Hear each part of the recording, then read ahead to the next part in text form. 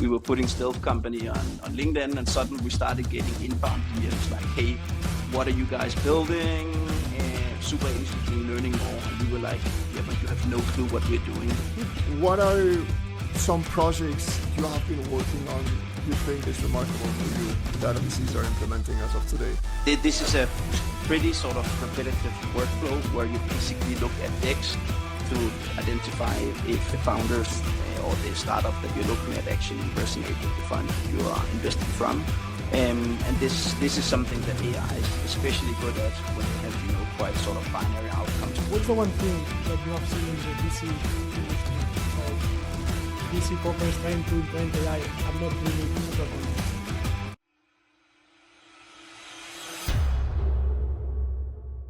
On today's episode, we're going to be talking about the VC ecosystem with Magnus. Magnus has been his entire career in the VC space, and in the past few years, he's been implementing AI for different VCs, and they have been helping the ecosystem adapt to the AI wave.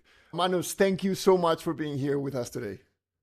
Thanks a lot, Nacho. Pleasure to be here and discuss about AI in VC.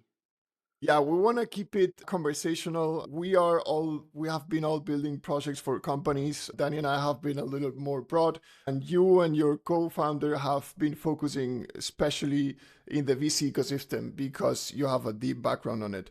Tell us, when did you decide, or why did you decide to start building these AI solutions before we jump into what have you guys actually solved for companies within the ecosystem? Yeah, so I think that I guess as most people, at least more non-technical people, when ChatGPT basically came in 22, I a lot of other people jump on the train and started working with ChatGPT. And in the early phases, it was fairly basic. You could see that it hallucinated quite a lot, but you also quite quickly saw that the models improved over time. And the more you started playing with it, the more interested I got into understanding what you could actually get out of AI. And at the same time, you saw more and more tools come to market, and eventually that led me to actually wanting to build something within AI, right? So that's the short version. Yeah, that's kind of how we all kind of started in this movement, right? Yeah. I'm curious because the VC ecosystem, it's its own world. It's kind of complex. It's not easy also to get in. You've obviously had a lot of exposure before starting with AI.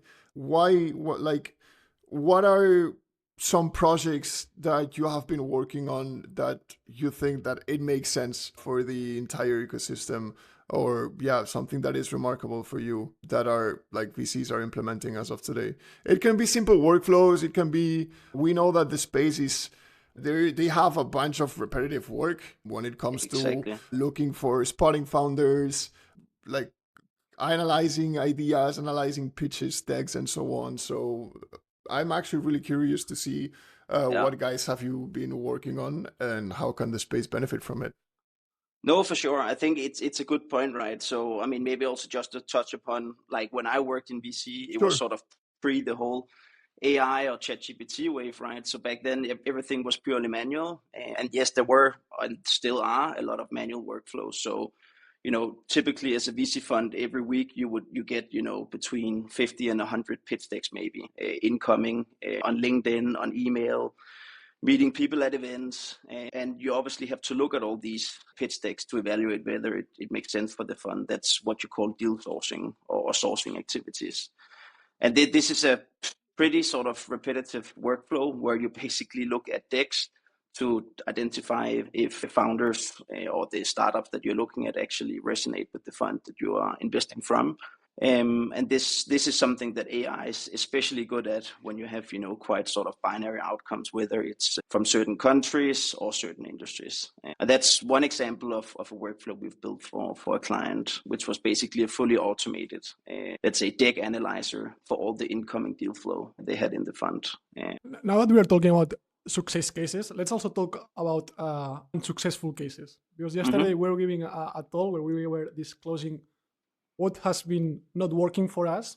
Like, what's the one thing that you have seen in the VC industry of VC companies trying to implement AI and not doing it properly? Is there a specific use case that everyone is trying to take or do, but it's not actually feasible? I think whenever I think the biggest issue in VC in general, especially early stage VC, and that's, let's say that's the area where we have mostly worked and where I worked previously, is that a lot of the data that you are trying to get access to basically is not available online, right? So we're talking pre-seed stage companies where, they may just have a simple landing page. They don't even mention, what the product is doing. And the only way you can actually get access to that information is by talking with the founders itself. So let's say I think the data is the biggest issue for most people, actually, because if you know the saying, guys, garbage in, garbage out. And if you put bad data into the models, it doesn't really get anything good out of it. So actually feeding the right data into the models, I think, is the biggest challenge. So more focusing on actually workflows where you have the available data and can use it, that makes much more sense, right? Because what about using these? There are like these platforms, like, well, you are more familiar with, like Crunchbase, or like, Exactly. is it feasible, like, or even the data that it's there, it's not still good enough, or it's like some data that everyone has and it's not that relevant? I mean, it's definitely getting better, but it still lacks, let's say at the very early stages, it lacks, core data on stealth companies, for example. Mm-hmm. And I think this is not necessarily specific to AI, but like a general trend we're seeing now is also that, funds are coming in earlier and earlier. So, a lot of funds are moving to the more early phases of investing. And therefore, right now, there's a lot of focus on identifying founders, even before they become founders. And, this is usually data points that are super tough to identify through data, because people, they don't put it on, LinkedIn, they don't create websites before they're already launched. And sometimes you even see people, hey, we're out of stealth. And by the way, we raised a seed round. And how do you actually identify those people prior to them actually launching, I think, is the biggest issue right now when it comes to leveraging AI. But then on the opposing side, there are obviously a lot of workflows beyond that where it makes incredible sense. I'm just wondering now, like, how many billion-dollar companies are now building on stealth? And you know about it, no? Actually, yeah. Because we have, well, Nacho is more expert on this topic about doing sales using GTM tools like, well, Apollo. What are the other ones that you were using, Nacho? Lamblist, yeah, exactly. Yeah.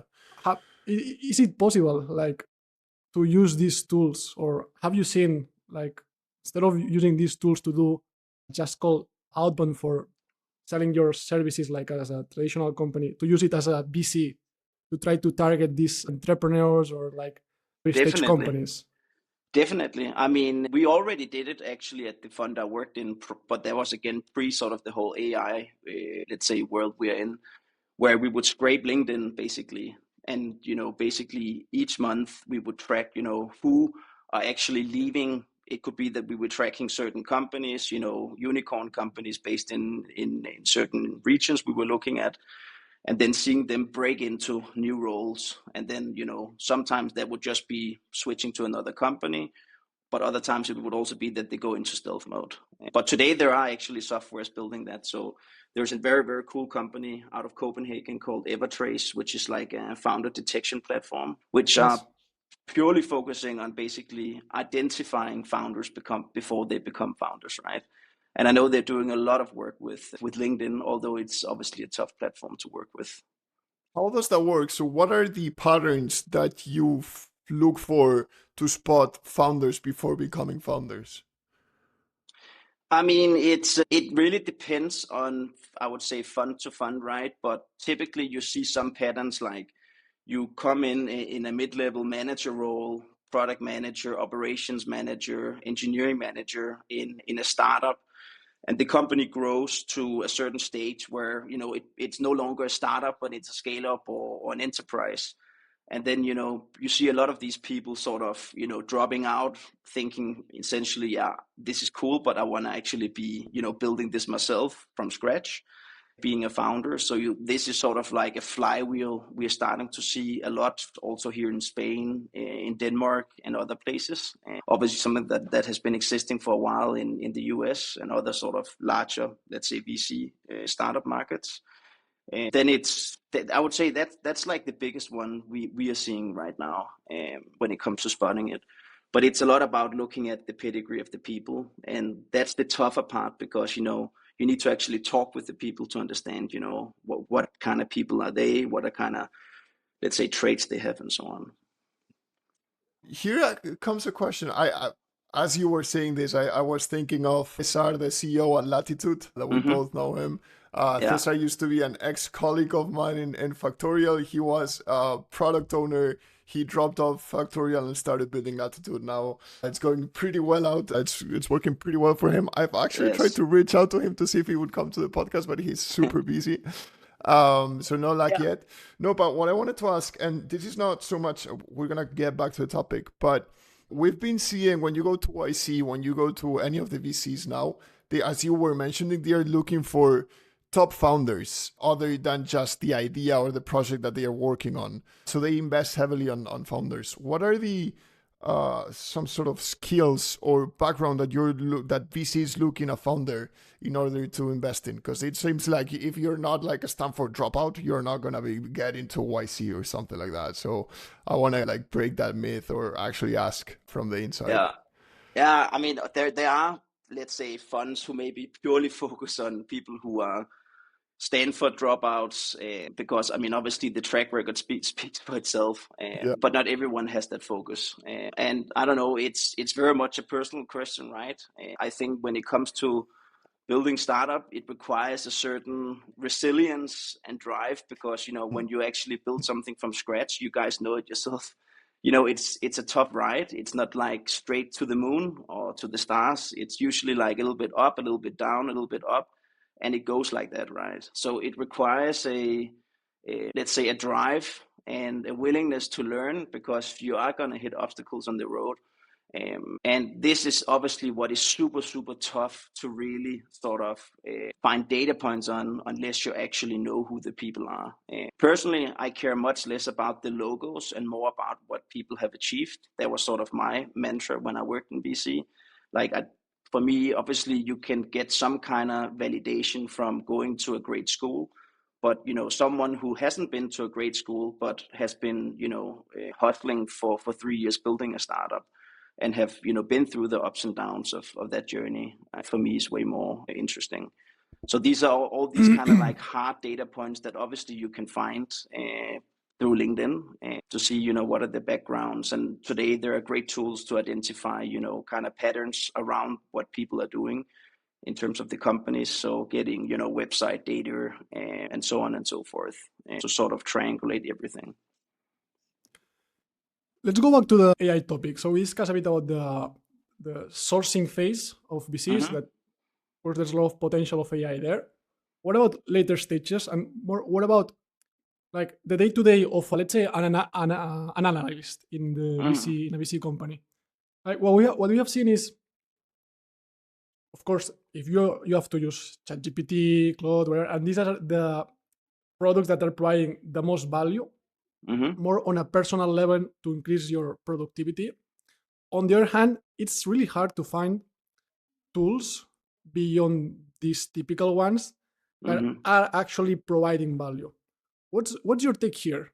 Have you seen any tool specifically for the VCs, analysts, let's say, for people working in VC that are really providing this productivity increase?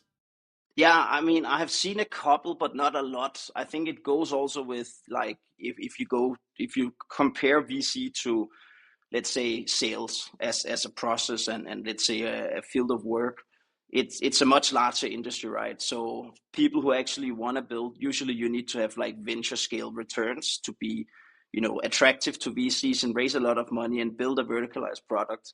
But for VC, it's a much smaller market, right? So I think we are seeing much less, startups basically building stuff for this vertical.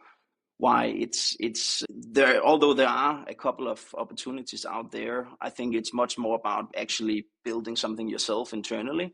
It's also a trend that you are seeing with a lot of VCs that they're actually hiring engineers, they're hiring ops people who can actually build these things themselves. And with the tooling that's available now with N8N and even ChatGPT launching the agent builder, you actually have a lot of stuff at hand that you can actually use to build things.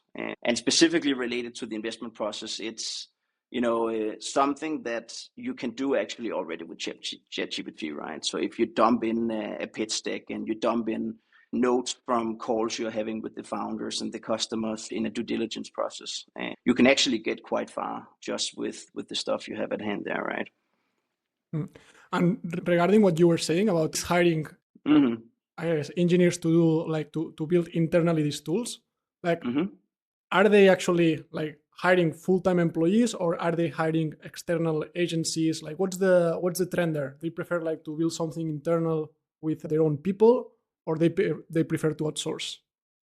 I think it's a mix. I think that we have worked with a couple of funds ourselves where we are basically an external vendor for a VC fund, helping them identify these kind of opportunities and building small simple MVPs or pilots to test different workflows. And then you have other funds that build it internally, right? But it also depends on the size of the fund. So when you are in Dresden Horowitz, I don't know how much you guys looked into them, but they have a whole setup of ops people, basically AI engineers, data scientists, engineers, and so on. So they actually decided to build everything internally. And I think it goes with the size of the funds. Also have to remember that how VC funds work is that when you raise a fund, you typically take a 2% management fee, which has to cover basically every cost that there is to running a fund, right? Which goes beyond headcount, but also fund administration and so on. So there are quite limited resources. So that's why it's still sort of early. But I think my take is that we're going to see more and more funds actually hiring internally engineers who can help them develop these kind of workflows over time. Yeah, that makes sense. What I see is that, going back to the tools discussion, is that every company is like so specific that it's hard to use these plug and place tools to solve the problems. So what it's actually needed is like these custom made solutions. Yeah. And this is why it makes sense to actually either outsource or hire someone to do this for you, because if you try to go to the market and try to adapt your business to this tool, it's actually hard to get value out of these solutions. So yeah, it's quite interesting to take here. Yeah, it's not to go too much away from the topic, but me and my co-founder were building the AI startup for VCs. And this was one of the issues we faced, right? Which was essentially that, people were working in different CM systems. They had, different ways of working. And when it doesn't plug directly into that, there's too much switching costs related to actually moving between workflows. So if it doesn't fit in, people end up not using it, right? And then there is the general, let's say, adoption risk that you have, but you have that in every industry, that people implement stuff, but then they don't actually, let's say, train the people to use it the right way, and then it just dies, right? Yeah. Back to, because for context, Magnus, you and I we've met in the past a few times, so we already have a bunch of context from each other's projects and the different agencies. Magnus, you run Plyo Labs, an agency that builds custom AI systems for venture capitals. Why don't you share some of the, like, not just projects that you guys have built, because we know that in the agency space there's a lot of projects that are requested for us to build, and then a few of them we actually get to build. So I want you also to share what you have seen, what they have been asking for you to develop, because maybe it's something that it also resonates with other VCs listed, like or like people within our audience. So what are some projects that they have requested, or that they are like, yes, we really need to automate this because it's a pain in the ass, so please help us. Yeah, that's a good one. I mean, sourcing, it's mostly what we discussed previously. For investment processes and for those who are not super aware of how it works, there's a lot of, documentation that you need to do. One is that you need to write what is called an investment memorandum, which typically is like this large document of, sometimes 10 plus pages, which, there's nothing new really coming out of this document. It's just, basically extracting all the insights that you have made or gotten from looking at a startup to invest in over maybe a period of 3 weeks. And this is, manual work, getting data from the pitch deck, getting data from due diligence calls and so on. And this is usually one of the more typical ones we've seen is like, hey, can you automate this sort of document generation part of the investment memorandum? And usually they work with templates, right? So it's a pretty standardized format. So it's more like, okay, how can you actually extract and add the right information in the right places? So that's one typically there. Second one is, I would say, is around sort of due diligence.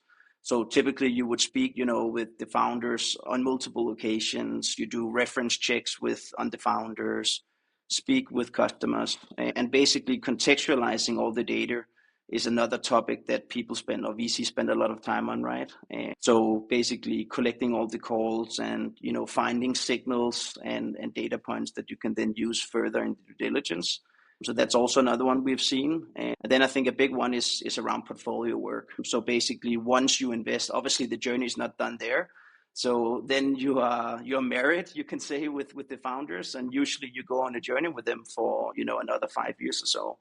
And in that process, obviously, there goes a lot of work into that, and not only working with the founders, but also, you have to do reporting for the fund, collecting data from the founders each month, each quarter, and then supporting them. And we see a lot of, work going into that part as well, or let's say, ask going into that area as well, on how you can become more, let's say, data driven in those action points, right? Whether it's network mapping, signal tracking for competitors, building these kind of things so they can better be oriented about how the landscapes are moving and so on.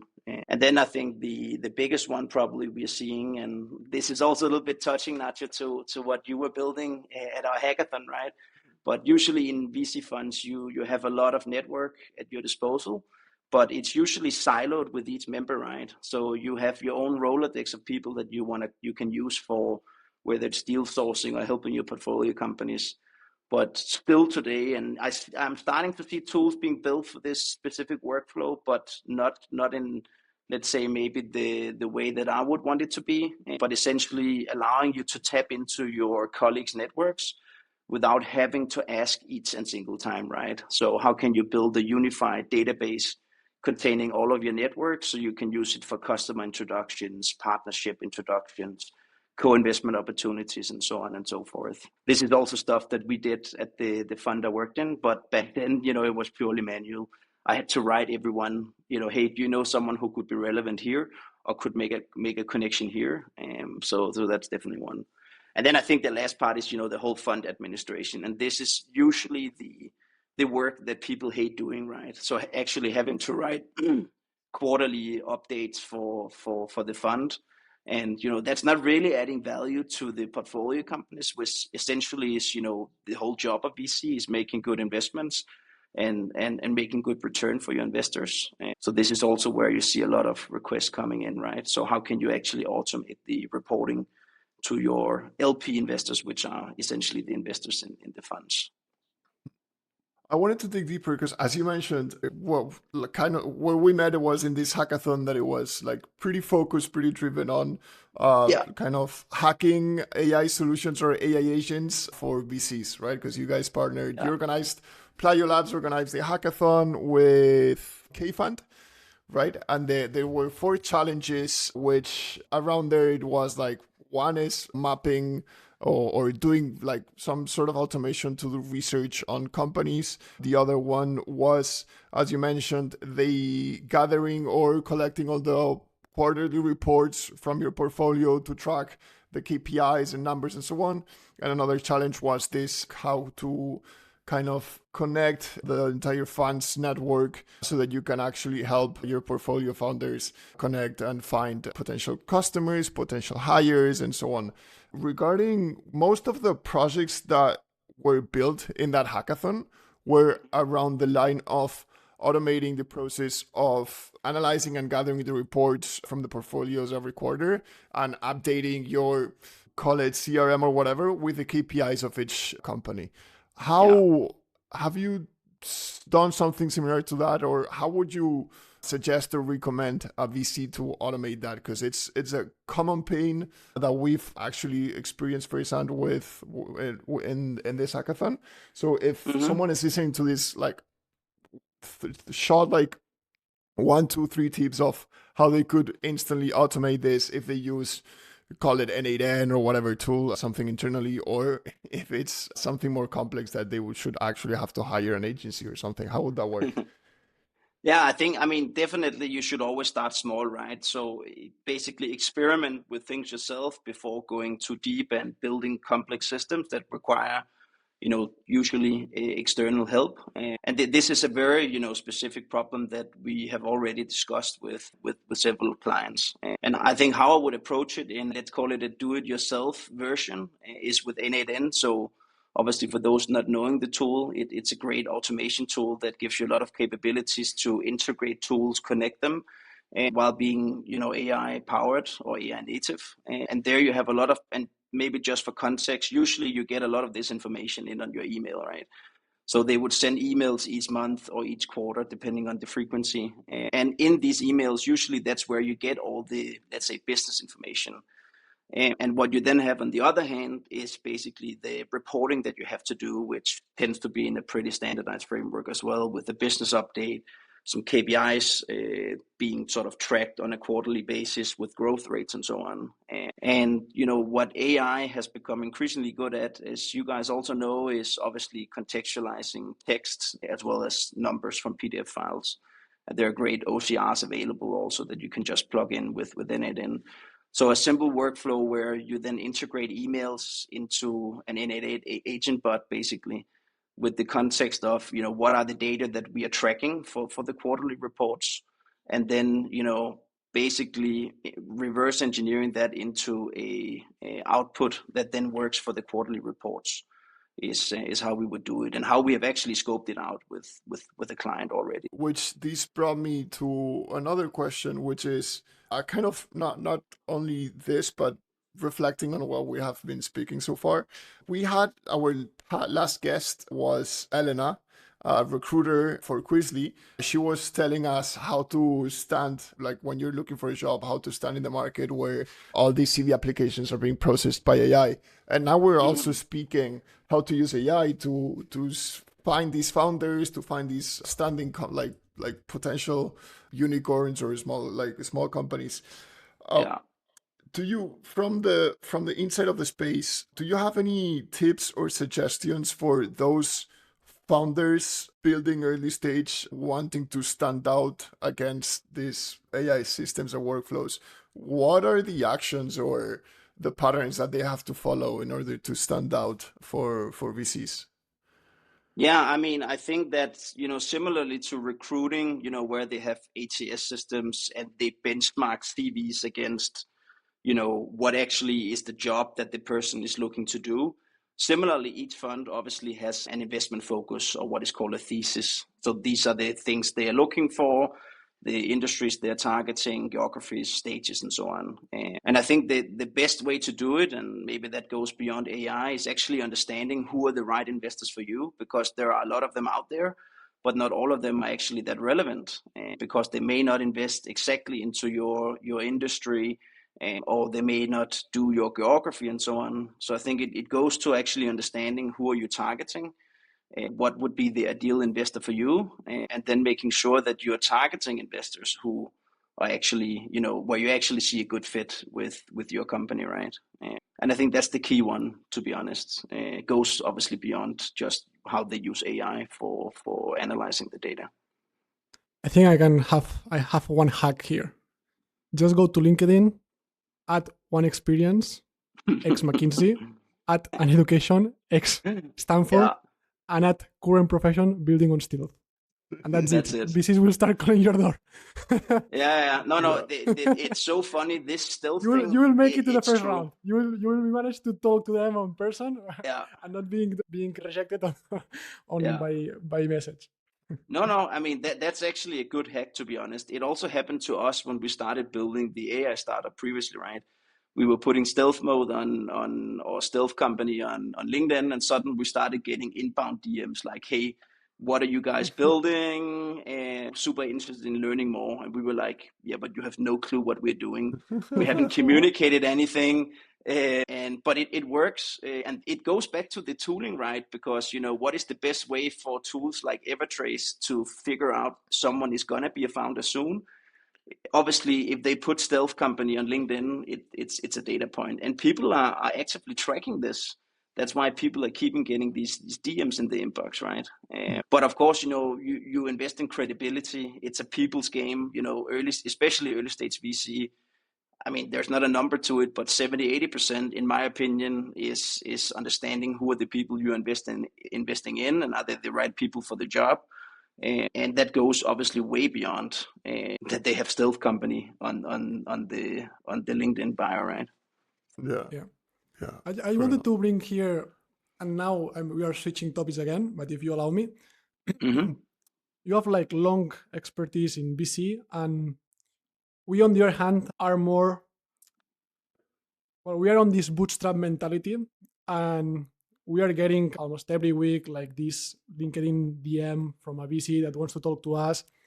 And after getting into many calls, we have decided to stop getting to these calls because it's just a waste of time for us, because it's just, you know how it works. They want to meet you. Oh yeah, well, in the future, if you raise money, blah, blah, blah, no? And here it's something that we have been discussing a lot with Nacho, and it has nothing to do with AI, but it's like,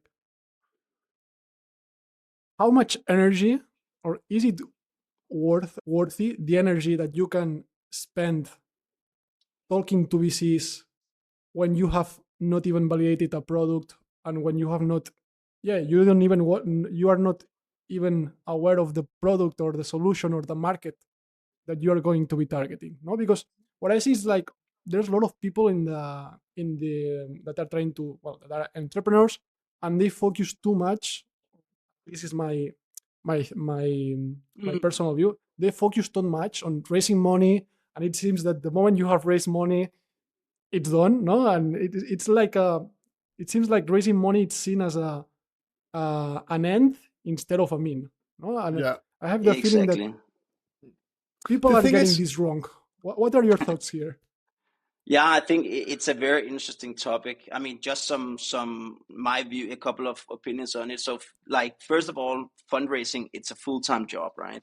And that one VC who actually pings you and is like, hey, I want to learn more about your business.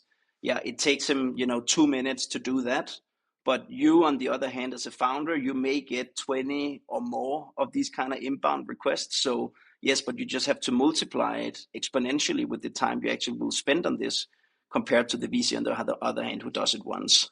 Then on the other hand, I think there's like, with AI and Lovable and Bolt and all these kind of AI builders that's on the market now, we are seeing, that it's getting increasingly easy to actually build products, which means that it requires much less capital to get traction. And there's this whole sort of, let's say, kind of vibe right now around building this $1 billion solo business, right? And I mean, that's pushing the boundaries a bit of what's possible, right? Because like just 5 years ago, you needed a product and revenue, but that required, maybe both a pre-seed and maybe even a seed round to get there. But today you can get super far just with the tooling that's available, right? And then I think there is a whole nother topic around this, which is like, the whole sort of general, let's say, trends in the VC landscape with, basically a lot of startups who has raised mega rounds back in the, let's say, 21, 22 sort of hype cycle. And then everything crashed, right? First with crypto, and now we are seeing, rounds sort of, let's say, rebalancing a bit. But I think it's a general thing, right? But I think it's a danger to take in money because, then you are on the VC track and you are sort of forced to being on that track. And the issue is also that not everyone is, a right fit for the VC track. And I think a lot of founders, they sometimes sit, with sort of the claps on the head, and they're thinking that, oh, we have to be VC funded. We have to go to talk with VCs. And it becomes always a race to the next round, because then you raise a seed, but then it's already like, oh yeah, but then we have to raise a Series A round in 18 months, right? And all the expenses that you're going to be having after raising because you have raised the seed round. Yeah. I wanted to add here because it's something that it pisses me off. I dropped a comment in LinkedIn about this the other day. It got zero reactions because I feel like it's like a contrarian opinion, and it's like we are like I spend a lot of time on LinkedIn, and in the news and on your feed everywhere you see this lists of like, yes, these companies have raised money, like they are idealizing the fact of like a company raising money, and once a company like a startup raises, I don't know, 3, 4, 5 million, 10 million if you're in Europe, or 20, 30, 40 if you're in the US. And everyone is idealizing this uh, Yeah. this this event. But at the end, which is honestly like it's congratulations, because it's not easy to raise money nowadays because there's a bunch of No. people raising for money. But for me as a founder, the success metric that I love seeing is your ARR, your increasing MRR. Tell me that 6 months ago you were making 10K a month and now you're making 50 or 100. Tell me that a year ago you were making no money and this year you're going to be closing with 2 million. That is the real success metrics that a founder wants to follow and that you should be proud of announcing, other than, yeah, we raised 3 million, congrats, now you're worth 10 million and you're generating 0 per year, and now you have to work your ass off in order to kind of justify your valuation, right? Yeah. So we're in this space where we're biased towards going to follow the VC path because it's what everyone is celebrating, and it's what's putting you in the spotlight. Whereas Yeah. for example, Chatbase, I love the case study of Chatbase. It's this solo founder that is making right now. I think they're making over 6 million ARR, bootstrap company, started 3 years ago, and now they are blowing it. And you don't see them. I mean, yeah, you kind of know them if you're in the space, but it's not like you see them in the news all over the place. So yeah, that's something that is, it's pissed me off. And also in this line, I went to give a talk to the university I graduated from last month, and I was in some sort of like an entrepreneurial class, and I was talking about bootstrapping. And I taught the class, and then I connected with some of the students. We talked on LinkedIn, and then 2 weeks after, another colleague of like a well-known friend went on, and they are actually in the VC path, and they shared the experience of raising money and how cool it is. And I asked to one of the students, like, hey, which one, like, what was the feedback of the class in the bootstrapping like kind of Yeah. session compared to the VCs? And everyone was like, oh yeah, the VC was really cool, like, yeah, because it's like, yeah, you're gonna be getting, they idealize the fact that when you have 4 million in your bank account, you made it, you're a millionaire. No, no, no, no, no, that's not how it No, goes. no. You're a um millionaire on paper. yeah, exactly. So Yeah. yeah, this is my 4 minute Yeah. pitch, because Yeah. it's something Yeah. that has And, been on in my head for a while. and then it's the other thing that you only see like what it's shown to the public, like, yeah, we have raised the money, but actually when you talk to many of these founders in private, not all of them of course, but some of them, they tell you, man, do not raise money. It has happened to us, like talking to Yeah. to founders in privately, man, do not raise money. And well, my Bootstrap, funding yeah. partner, it's like the devil. It's like the devil, Yeah, let's say. no. I mean, they control the destiny in the end, right? I Mm. mean, obviously you are in part of control because you're actually the one running the business. But if suddenly the money stops coming, then you're fucked, right? Then you're suddenly no longer in control, and that's the toughest part, in my opinion. I mean, the issue was obviously like 5, 10 years ago, you couldn't build anything without having technical Yeah, people on your yeah, team. yeah. So okay, yeah, we need to build a software that solves X for Z, but yeah, we need to hire 4 developers to do it. And maybe you are a recent graduate or you're still studying. I mean, how are you gonna get together 500K and actually, get started with this, right? Obviously, you find a technical co-founder, you take it as far as you can before you hire people, but eventually you just need more manpower to grow the business. And today you see a lot of these like solo founders, right, who build in Lovable, they build in Bold, and then they actually get a nice MVP to market. I recently saw actually that a Lovable built company came into YC, Mm, and mm, obviously it's a startup and they have it's a co-founder team, but it's huge. That actually I think it was 2 people. I don't remember the name of the company, but they made it to YC with a product built on Lovable, which I think I is a saw it. quite cool sort of validation point on actually how good you can build a product with these kind of tools, although they still have their limitations and challenges. Yeah, that's the thing. So for me, it's like after my speech, I don't want to, because we're in a podcast talking about PCs. I don't want to roast this. It's not like I want to roast it.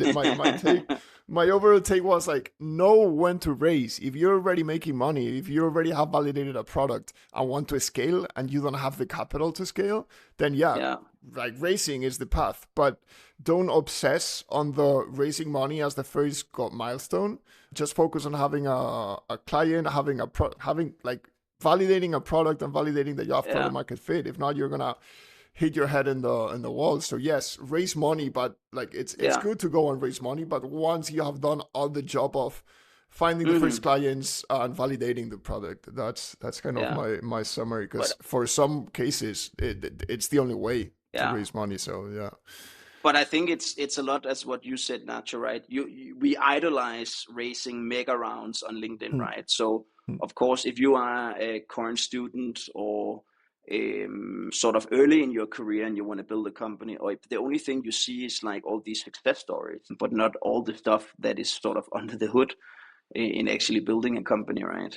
I think that's the issue. And when you speak with second, third, or even fourth time founders, usually it's a much different perspective you get on what it means to raise VC money. But obviously, when you haven't done it before, you don't have that experience under your skin, right?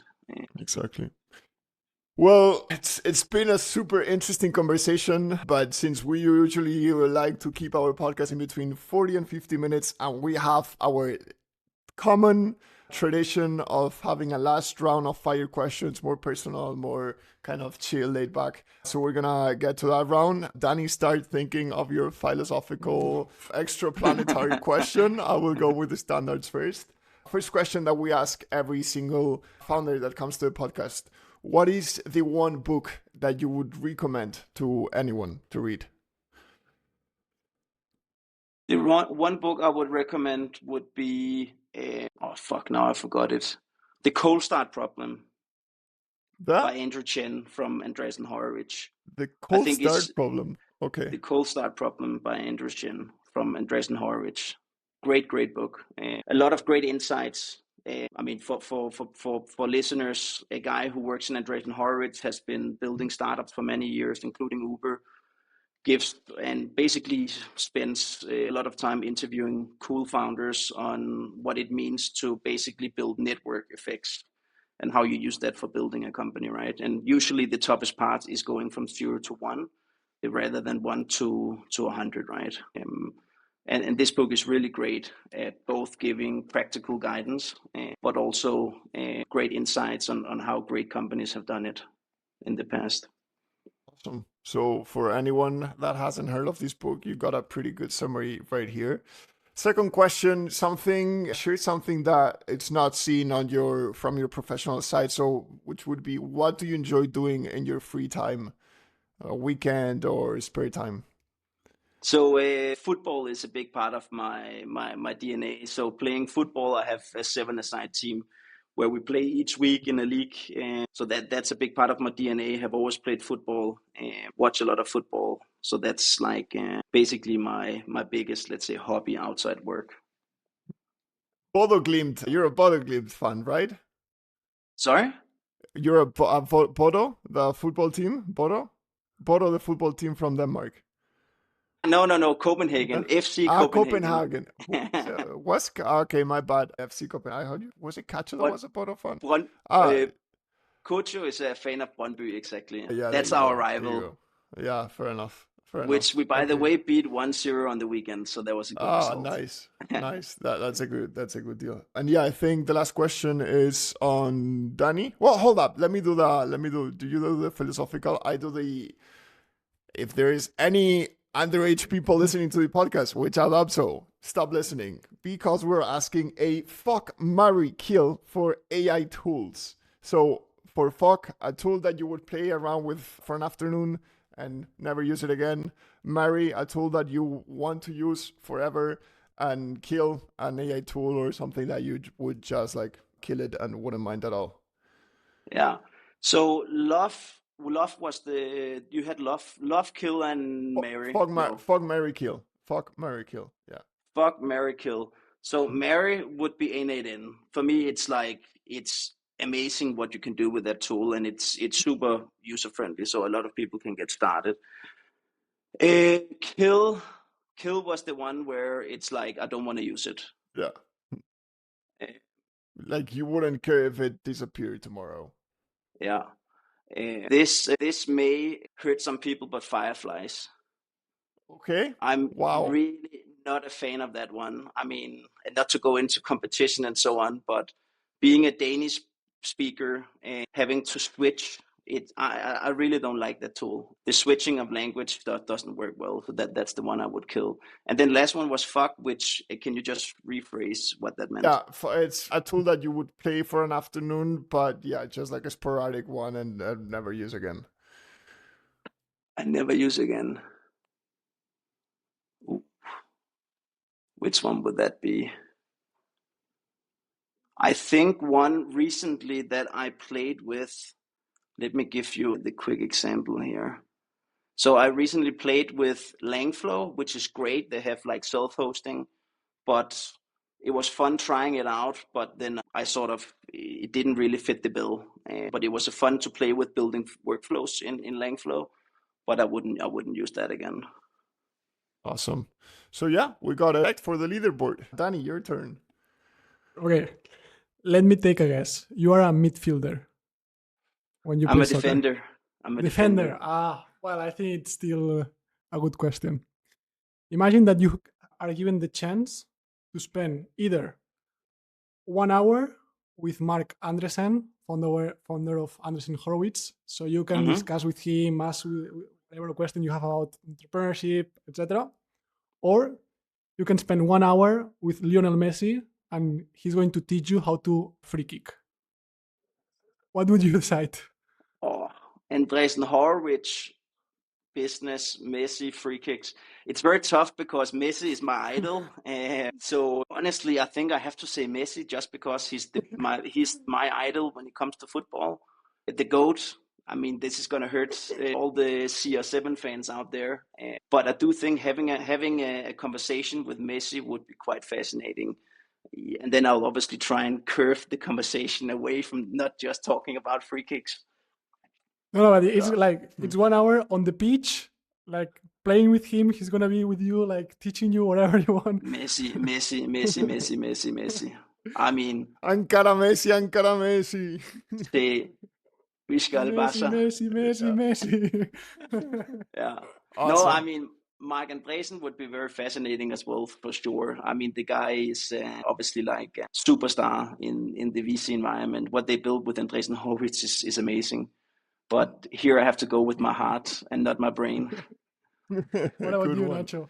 As where I stand today, I would go for Andreas Sørensen. Oh, I'll never be good footballer. I still have a chance to be a good founder. So that's where I'd go. Yeah, I've had the chance to meet Messi in person in the past, so that's why I'd go for the other one. Maybe that's why it's going so well today. I don't know if that's it. But not 1 hour with him alone. No, not an hour. Not an hour alone. Not an hour Magnus, alone. I'm with you. Antonella would get jealous. I'm down for Messi. I'm down for. Yeah. All right. I mean, there would be a small language barrier probably, but people have to sort it out. Slightly. Slightly. All right. Well, guys, this was a very fun conversation. Thank you, everyone, for tuning in. Thank you, Magnus, for joining. See you next time, everyone. Bye-bye. Pleasure. Thanks. Thanks, guys.